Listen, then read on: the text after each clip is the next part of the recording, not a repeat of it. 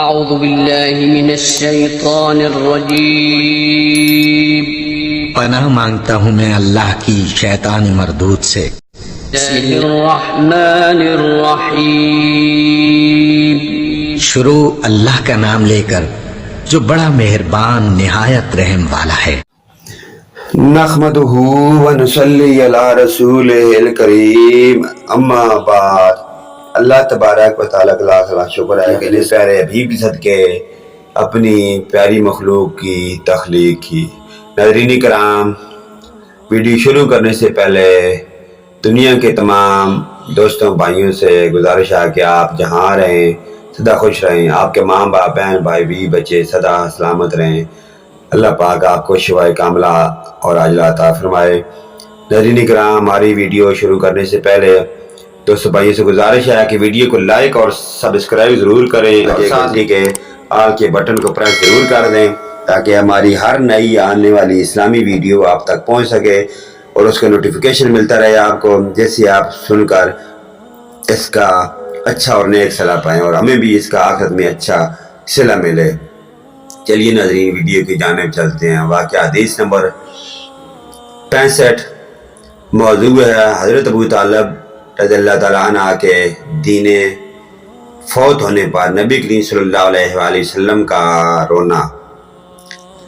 طبقات ابن سعد، ابن کثیر، التوبہ، رسول پاک صلی اللہ علیہ وآلہ وسلم کے آنسو، مصنف ہیں حافظ عبدالشکور، صفحہ نمبر 17 تا 18۔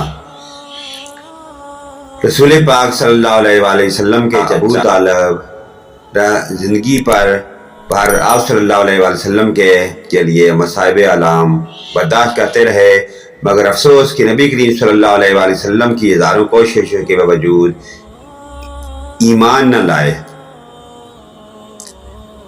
بخاری مسلم کی روایت ہے کہ نبی کریم صلی اللہ علیہ وآلہ وسلم ابو طالب کی وفات کے بعد کے وقت آپ کے پاس تشریف لائے اور فرمایا، یا امی قل لا الہ الا اللہ، چچا جان پڑھیے لا الہ الا اللہ۔ نبی کریم صلی اللہ علیہ وآلہ وسلم ابو طالب کی آخری سانس تک بڑی ہی اس شبیر کے ساتھ مشفق چچا کو مسلمان ہونے کی تلقین کرتے رہے، مگر اس وقت ابو جہل اور امیہ وغیرہ ان کے پاس بیٹھے ہوئے تھے۔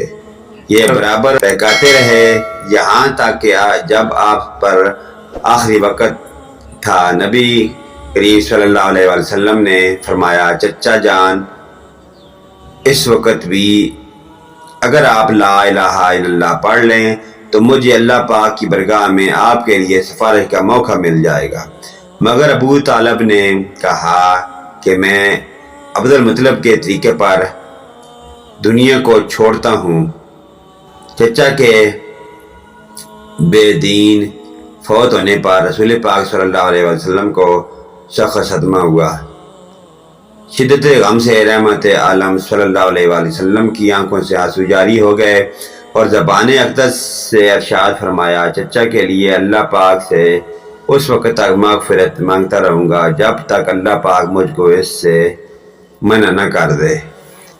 طبقات ابن سعد میں حضرت علی رضی اللہ عنہ کی روایت ہے کہ میں نے رسول پاک صلی اللہ علیہ وسلم کو ابو طالب کی وفات کی خبر دی تو نبی کریم صلی اللہ علیہ وسلم زاروں قطار رونے لگے اور فرمایا، علی جاؤ، جا کر ابو طالب کو غسل دے کر کفن پہناؤ اور دفن کر دو، اللہ پاک ان کی مغفرت فرمائے اور اس پر رحم کرے۔ حضرت علی رضی اللہ عنہ فرماتے ہیں کہ میں نے نبی کریم صلی اللہ علیہ ارشاد کی تکمیل کی، پھر سرور دو عالم صلی اللہ علیہ وسلم کئی دن تک باہر نہ نکلے، چچا کے لیے مغفرت کی دعا کرتے رہے تاکہ جبرائیل علیہ السلام اللہ پاک کا یہ حکم لے کر نازل ہوئے، نبی کریم صلی اللہ علیہ وسلم کو اور ان لوگوں کو جو ایمان رکھتے ہیں ایسا کرنا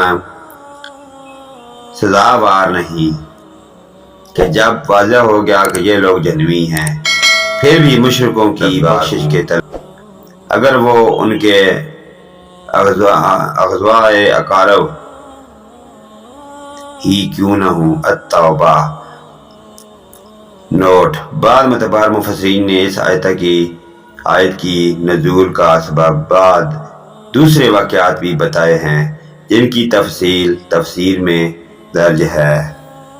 طبقات ابن سعد ابن کثیر۔ تو دعا ہے کہ اللہ پاک ہمیں آخرت کی فکر کرنے کی توفیق عطا فرمائے اور نیک اعمال نیک کام کرنے کی توفیق عطا فرمائے۔ نیکسٹ ویڈیو لے کر آپ کی خدمت میں ہم دوبارہ حاضر ہوں گے۔ اجازت دیں۔ آمین ثم آمین یا رب العالمین۔ وآخر دعوانا ان الحمد للہ رب العالمین۔